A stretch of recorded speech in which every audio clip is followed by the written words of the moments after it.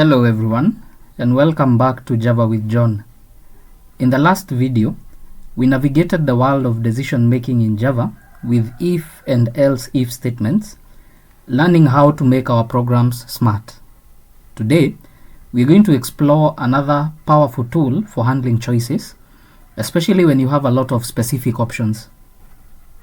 In this video, we will dive into switch statements, understanding how they work, and see why they can make your code cleaner and more efficient for certain scenarios. If you're ready to make your Java programs smarter, let's get started. So, to make things easier, I will actually begin with a short story. Imagine you are at a busy stage in Nairobi, so I can give the likes of Kencom or Odeon. Matatus are everywhere, each with a specific route number displayed prominently. Our story's hero today is John. John is a seasoned matatu driver. He doesn't just drive, he is a master of routes. And his matatu is like a living, breathing Java switch statement. So, every morning, John's passengers tell him where they want to go. He doesn't have time to ask each passenger individually. That would take forever. Instead, he uses his internal route switching system. So, here's how John's matatu works, just like a switch statement. In switch, the very first thing we always have is the switch keyword followed by a pair of brackets, and then we have a value to evaluate. So, in scenario number 1, we have the passenger's destination. So, when a passenger gets in, they declare their destination, which corresponds to a specific route number. So John immediately focuses on this single route number. Scenario number 2 in the switch statement is where we have now the case labels. So in our story, direct route matching happens using the case labels. John doesn't check routes sequentially. So his mind, like the switch statement, has direct jump points for each route. If a passenger, for example, says route number 11, his matatu immediately knows that it is going to Kenyatta University. So this is like a case label in Java, where we have case right here and the other case right here. The other point in our story, this is where John is going to drive and stop. That is where the break keyword comes in. So, once John confirms the route, he will drive directly to Kenyatta University. Crucially, after dropping off the passenger, he stops and he prepares for the next passenger. He doesn't keep driving past Kenyatta University towards the next destination. This stop action is exactly what the break keyword does in Java. So, a question. Why is break so important? Imagine if John, after dropping off passengers at Kenyatta University, didn't brake. He would then fall through and automatically start driving towards the next destination. Could be Ongata Rongai, could be Kitengela, and so on. So his passengers would be very confused and he would waste a lot of fuel. So next, we have this portion here. So what about everything else? In the case of the matatu, there is what we can call quote unquote the CBD special. So this is where the default case comes in. Here's how it would work. What if a passenger asks for a route number that John does not recognize? For example, let's say route number 99. He doesn't just stop. Instead, he has a standard fallback. So he will take them to the CBD because it's the central hub where they can easily find another matatu. And this is exactly what the default case does in a switch statement. So if no specific cases match, then the default block of code is going to be executed. So the default block is the very last block that we have down here. So the power of switch comes in here. Just like John's matatu efficiently navigates different routes based on a single number, a Java switch statement provides a clean, readable, and efficient way to execute different blocks of code based on the value of a single variable expression. So it's much tidier and often clearer than a long chain of if, else, if statements when you have many specific values to check against. So the next time you need to make decisions in your Java code based on a single input that could have several distinct values, think of John and his efficient matatu. Choose a switch statement to make your code as clear and direct as a well-marked Nairobi route. In the next part, I would like us to look at an example. So we're going to write some code and get an understanding of how the switch case normally works.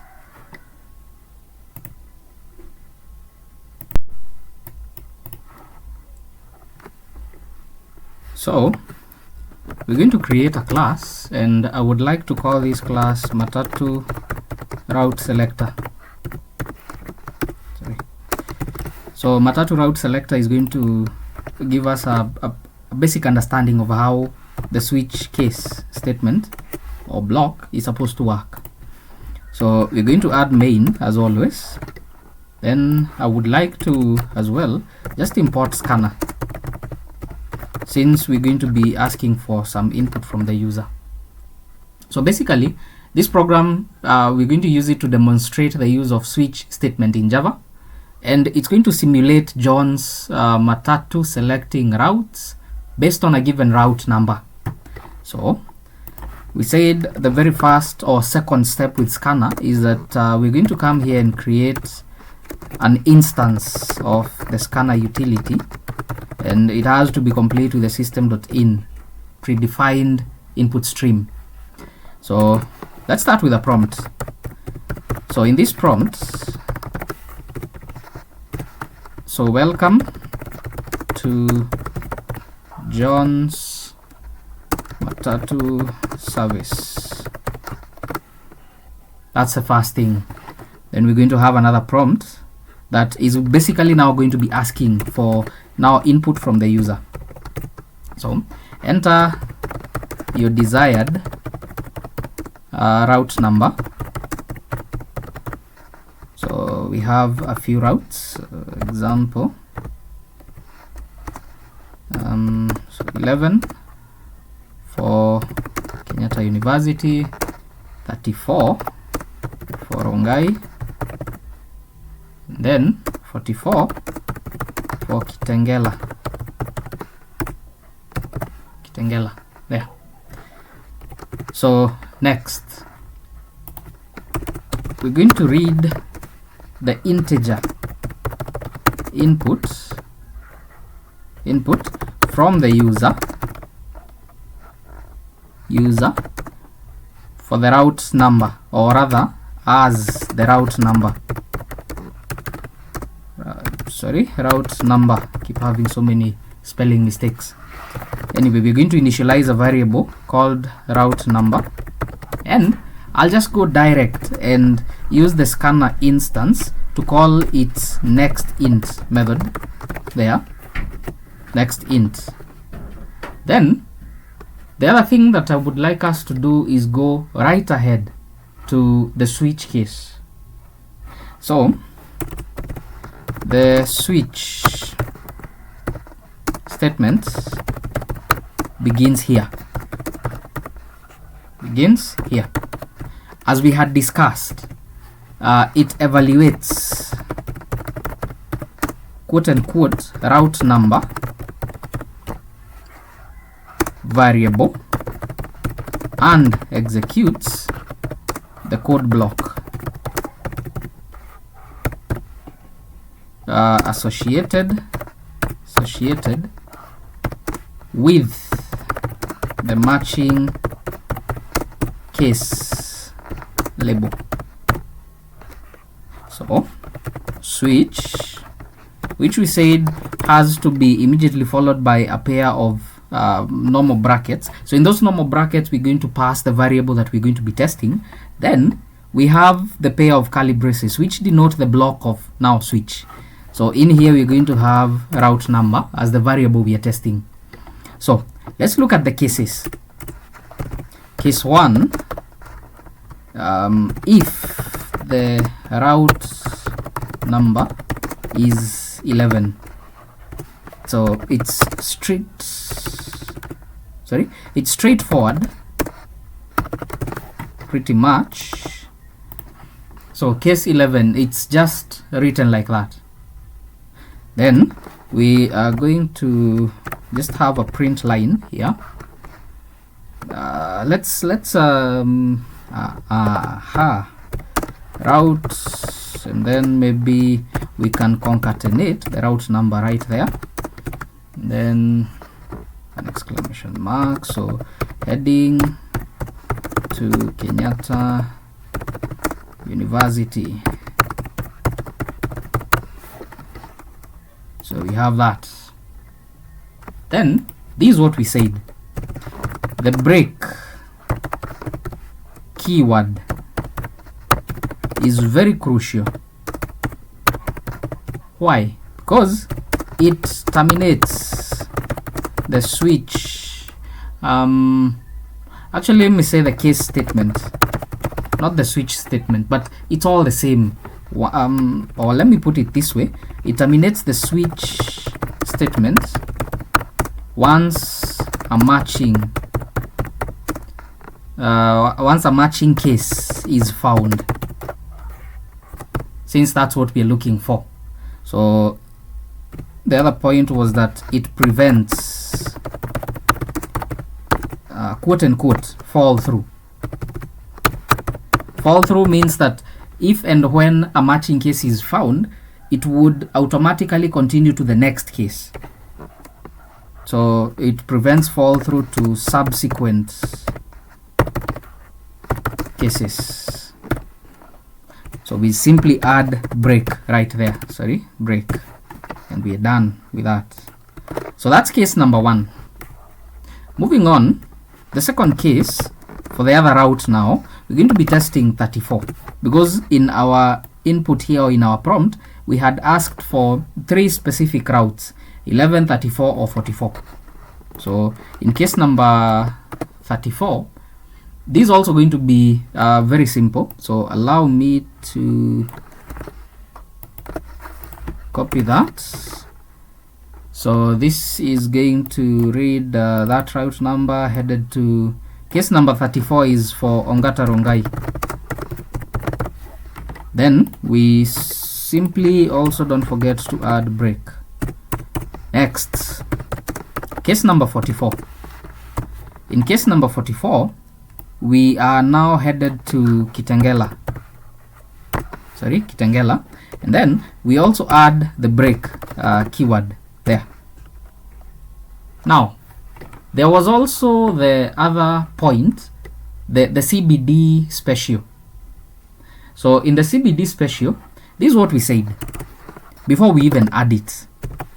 Let's describe the default case, and I'm using quote unquote for this. The default case is executed if none of the above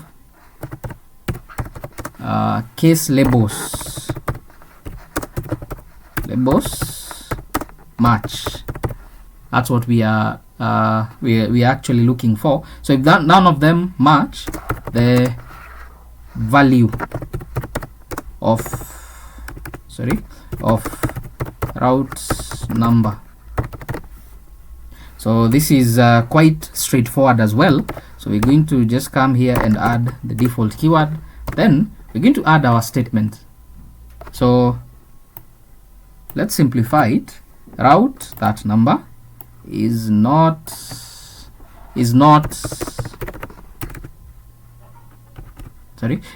a direct route we cover today.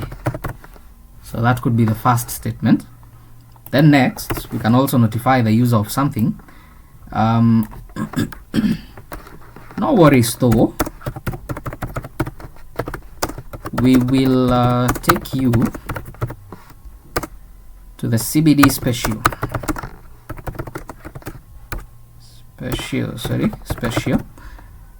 and you can connect from there.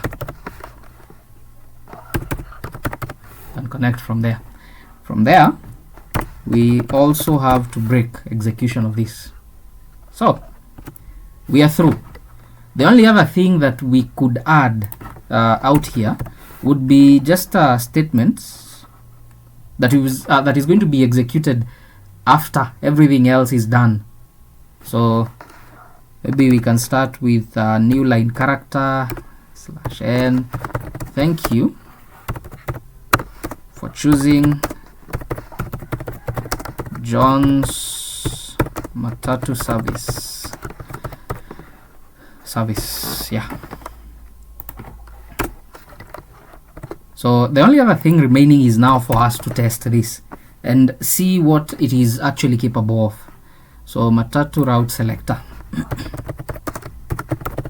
Matatu route selector .java.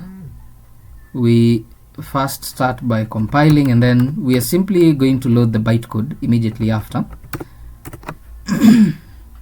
So enter a route number. Let's start with something that we already have, maybe 11.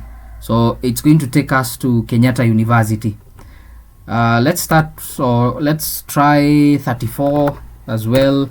This is Ongata Rongai. Let's try a route number that doesn't exist within our program. So if I say maybe route number 99, this is actually going to tell us is not a direct route that we cover, but we will take you to the CBD special and then you can connect from there. So that's how simple switch case is supposed to work. So thank you so much for watching and following through the video. There is more to come. Immediately following this video, we are going to talk about loops.